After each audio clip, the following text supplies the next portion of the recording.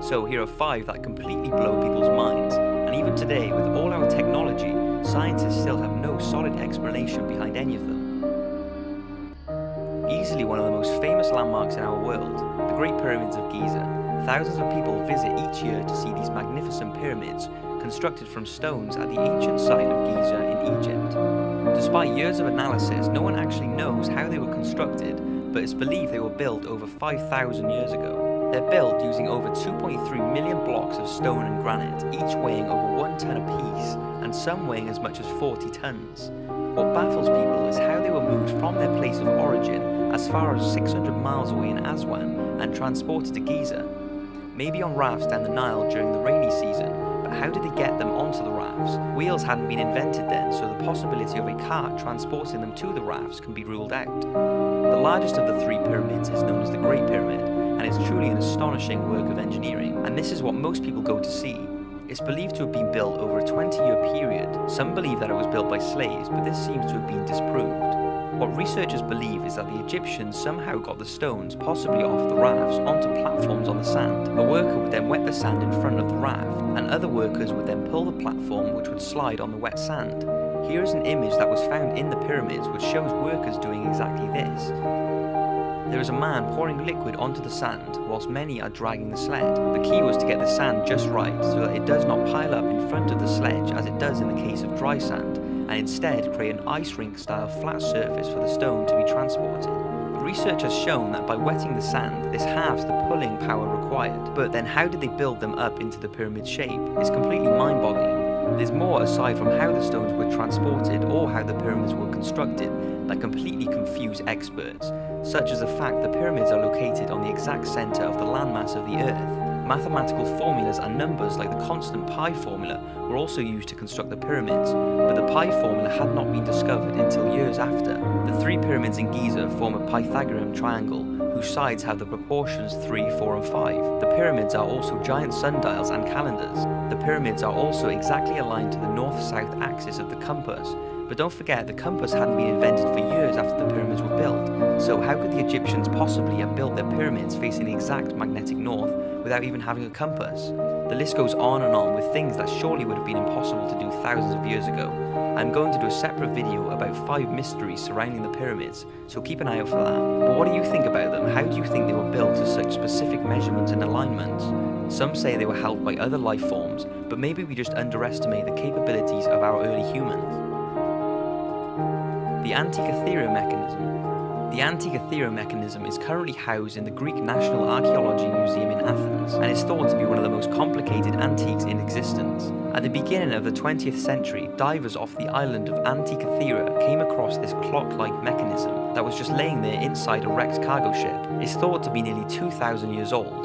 This device was very thin and made of bronze. It was also mounted in a wooden frame and had more than 2,000 characters inscribed all over it, though nearly 95% of these have been decrypted by experts, but there has been no publication of the full text of the inscriptions. But today it's believed that this instrument was a kind of mechanical analog computer used to calculate the movement of stars and planets in astronomy, which sounds nothing compared to our modern technology. But don't forget, this was built in around 87 BC. It's incredible to think how it was made thousands of years ago, but also no one has any idea about why or how it became to be on that sunken cargo ship. The ship was Roman though, and they think the Antikythera mechanism was developed in Greece. One theory suggests that the reason it came to be on that Roman ship could be because the instrument was among the spoils of war loot by the Roman Empire Julius Caesar. Stonehenge. Stonehenge is a prehistoric monument located in Wiltshire, England. Similar to the pyramids, they're believed to have been constructed in around 3000 BC to 2000 BC. Although there is lots of ancient monuments surrounding the area, the main mystery is the stones you see here. It's the same scenario as the pyramids, they just don't know how they got those enormous stones on top of the standing stones. The entire structure is put together like woodwork. Joints and sockets have been carved into the stone, so each stone fits into each other precisely. Stonehenge is also incredible in that it has horizontal stones to form arches. These horizontal stones have been engineered so that they were flat on a sloping site. Just how did they do that? And how did they get the 4-ton stones on top of these horizontal stones? There is also no real evidence of how they transported the stones to Stonehenge. The stones that you see here that were used for the outer ring are called blue stones, and these only existed in one place, Wales, nearly 200 miles away. People think the stones used were transported by water to within a couple of miles of Stonehenge, and then maybe dragged to the site, but this would have taken an enormous amount of manpower. Once at the site, ditches are said to have been dug into which the stones would be sited. The most common theory is that the large earthen ramps would have been erected and the stones toppled over the top into their prepared holes and somehow pulled vertically, perhaps with a primitive A-frames for leverage. But nobody has even today successfully reenacted this feat with the technologies available at the time, nor found any evidence along the way to support this. If you stand next to the stones, you really begin to understand what a task this would be, even with today's technology, let alone thousands of years ago. The case of Benjamin Kyle. This is an unusual one and deserves to be mentioned. In 2004, an approximately 86-year-old man was found naked outside of Burger King in Georgia, America. He wasn't dead, he was unconscious, and would eventually come around in the nearby Memorial Hospital. When he did, he couldn't remember how he'd ended up lying beside the bins, but that was the least of his problems. He was diagnosed with retrograde amnesia, basically meaning he couldn't remember anything, not even his name. The hospital staff put his name as BK on his hospital form, as it's the initials of the place he was found, Burger King. It was later adapted to Benjamin Kyle. He had a feeling his date of birth was the 29th of August 1948, and he had fragment memories of Denver and Indianapolis. He believes he may have had brothers, but has no other family instincts, no family, kids, nothing like that. All investigations by the police and the FBI have turned up nothing. His fingerprints aren't in any database, his face isn't in any missing persons file, and he doesn't even have a social security number. He's basically a blank slate.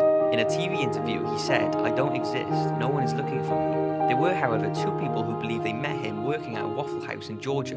This makes a lot of sense to Benjamin, who found that he instinctively knew how to operate the machinery in his new kitchen job, but surely workers there would recognize him from all the news coverage.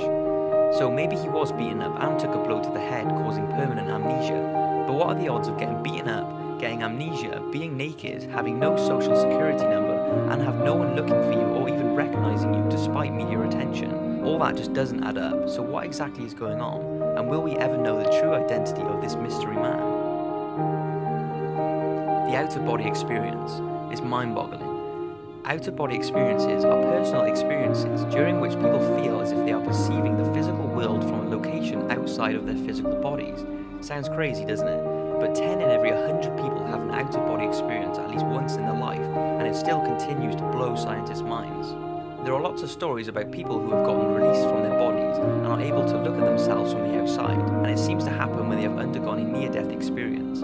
They are said to feel no pain or emotion, and what's even crazier is that after their experiences, they are able to describe what they have seen from their outside perception, which they wouldn't have known from their body.